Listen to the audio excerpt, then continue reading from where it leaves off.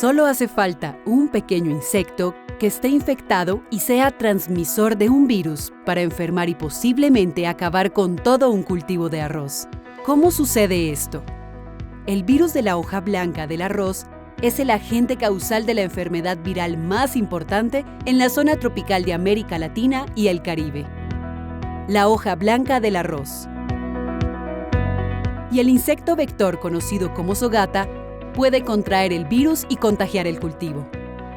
Este virus afecta tanto a la planta como al insecto, pues provoca la decoloración parcial o total de la hoja del arroz y acorta la vida y reproducción del insecto transmisor.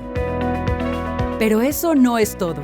La sogata, además de transmitir el virus, al alimentarse también produce un daño mecánico que provoca que las hojas se sequen. Una vez los insectos portadores del virus se alimentan del cultivo y este se torna amarillo, ya no hay cura. Las plantas no crecen, muchas mueren y las restantes se convierten en un foco de transmisión de la enfermedad, por lo que deben ser destruidas. En Colombia, la hoja blanca del arroz fue reportada por primera vez en 1935. Y desde entonces se investigan diferentes aspectos de la enfermedad, identificando fuentes de resistencia y desarrollando variedades mejoradas que impacten en la calidad de la producción, comercialización y consumo de arroz en América Latina y el Caribe. Para prevenir la enfermedad, se pueden usar herramientas como el manejo del cultivo, que incluye, entre otros, controladores biológicos e insecticidas. Pero la base de este es la resistencia varietal tanto al insecto como al virus. Para esto, en el proceso de mejoramiento genético, se realizan ensayos de invernadero para poner a prueba tanto a la planta como al insecto. Preparación de insectos.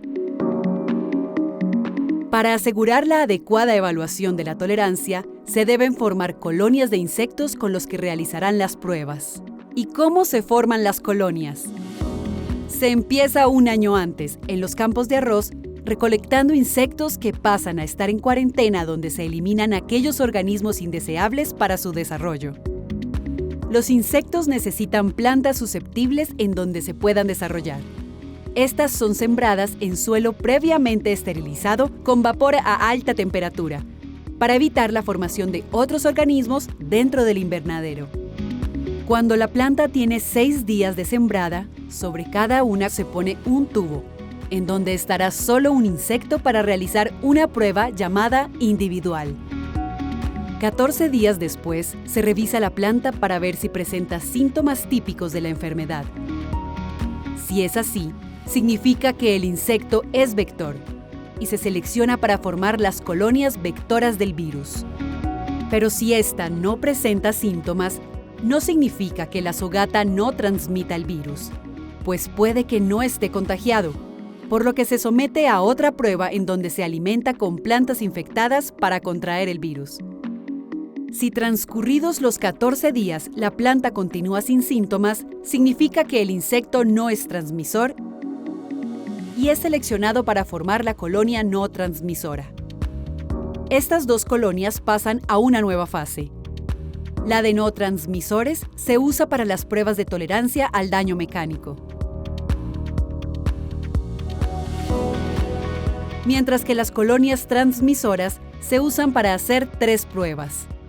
Siembra en campo para descartar materiales susceptibles. Prueba de libre escogencia.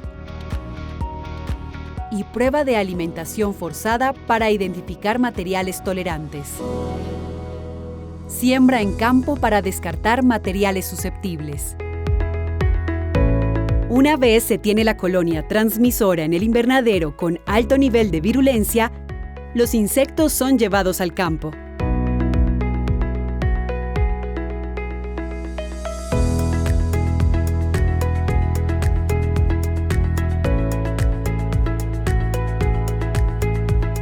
Al completar este proceso, se prepara el terreno para la siembra. Se incorpora la maleza, se fanguea el suelo, se asienta el lodo, se forman camas y se hacen pequeñas rayas o surcos para que en cada uno se pongan semillas para evaluarlas. A los 18 días después de la siembra, se liberan los insectos sobre las plantas. Y pasados 3 días, estos se eliminan. 40 días después, se hace la evaluación visual de los materiales usados como testigos y con estos datos se calibra el dron. El mismo día se hacen sobrevuelos con este, que por medio de imágenes separa lo bueno de lo malo. Lo que el dron identifica como malo o susceptible, se corrobora evaluándolo visualmente y se descarta cuando el dato del dron y del experto coinciden. Esta evaluación en campo tiene una metodología innovadora que complementa una perspectiva humana con el uso de la tecnología, logrando ser más objetiva y eficiente, ahorrando tiempo con relación a la evaluación convencional basada en observación visual. Prueba de libre escogencia con plantas aparentemente resistentes. Una vez se identifican las líneas con menos síntomas, se realiza una nueva evaluación para comprobar en invernadero su resistencia.